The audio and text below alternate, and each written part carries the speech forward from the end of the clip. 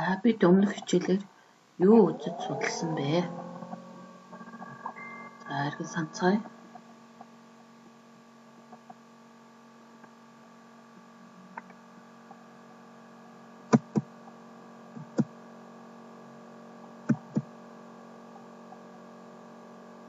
За аваа зүгээр тайлбарлая.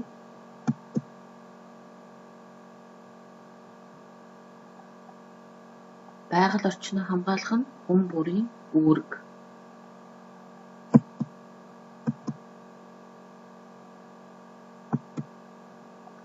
За зөв бичгийн дүрмийг тайлбарлая. За амьтнаас балархаа гişгэн гээгдсэн байна. Горхиор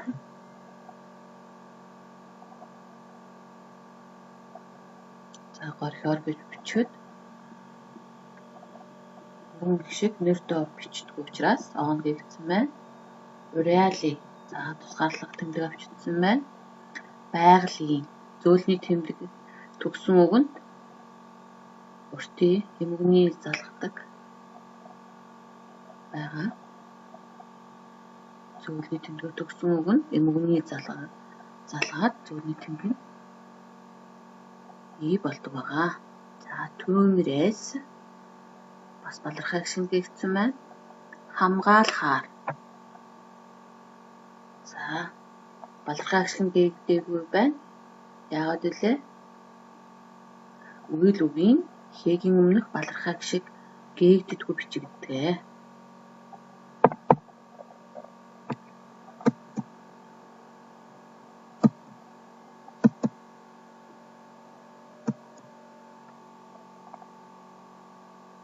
За хүүхдүүдээ өнөөдрийн хичээлээр хамтдаа сайхан байгалыг бүтээцгээе.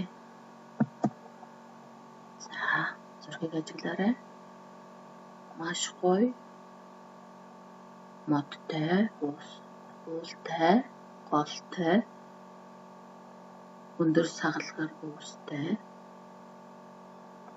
байгалийн зураг байна. Та хоёр дахь зураг нь маш гоё, мөнх цастай уултай, гол урсан,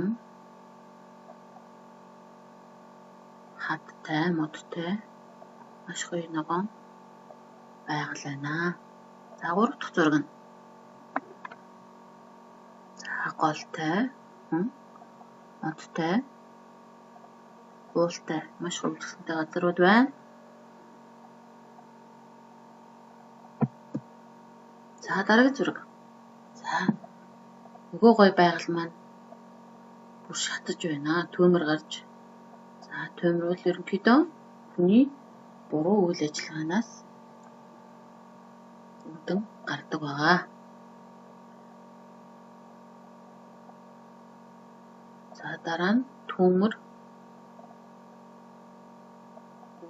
шатаж дуусны дараах байдал. За бүх баамууд шатаад дөрөн хожуул хар үрс үлдсэн байна.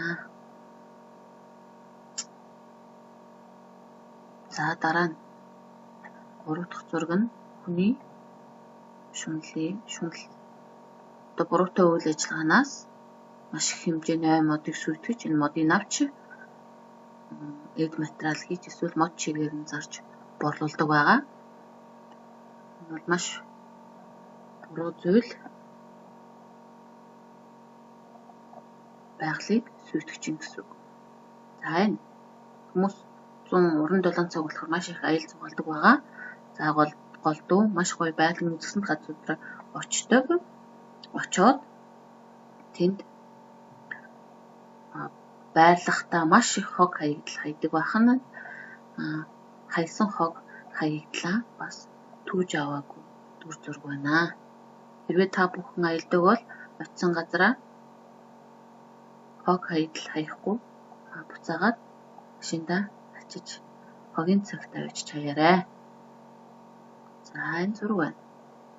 Энэ гол урсч исэн чинь тан хог хаягдлаар тохирлогдсон байна. Энэ бол мэдээж байгаль өөрөө кокаин гэж байхгүй хүмүүсийн буруу үйл ажиллагаанаас гол маань тохирсон байна. За дараагийнх нь уул уурхай гэдээ яриад байдаг. Бас л хүмүүсийн хүсэл шунлаас болоод газар нутаг ухаж алт эрдэнэсийн авдаг байна. Мөн л газрын хөрсийг сэндэлж хэрэгтэй зүйлийг аваад гад хайдаг байна.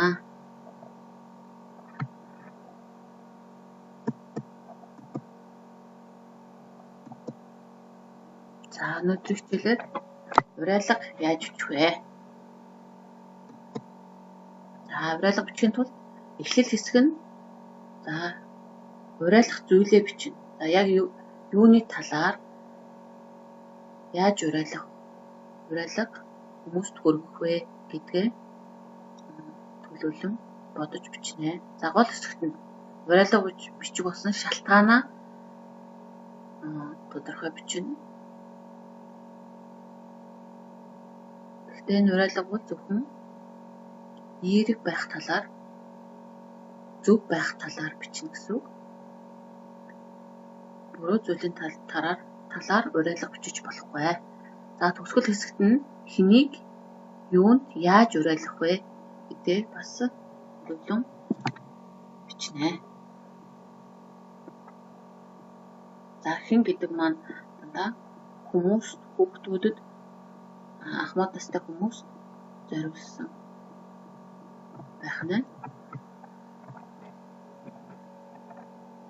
За хэн уриалсныг бичнэ. Хамгийн сүүлд. За бичиж тэмдэглэж аваарай.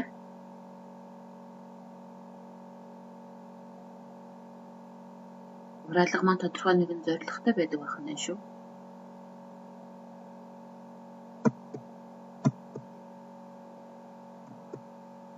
За уриалга бичиж.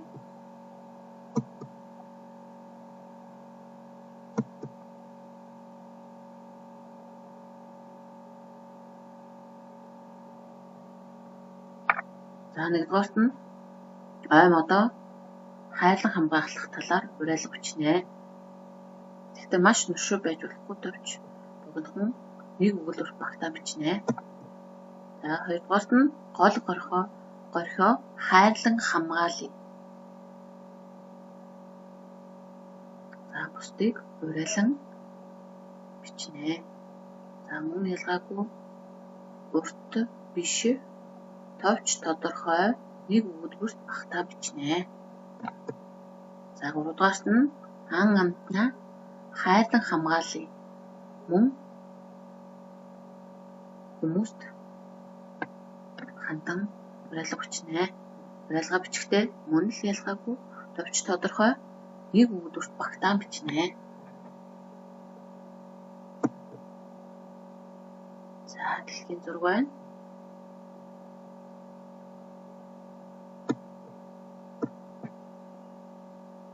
За гэрийн даалгавар сурвалжийн 91-р хуудас бичснээ хянаж сайжруулъя.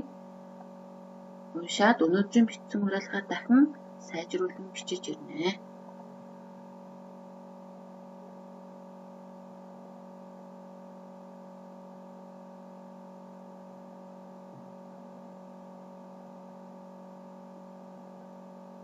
Өмнө бичсэн уриалгаа намаас харж байгаа дахин харьцуулан сайжруулж бичих нь байна.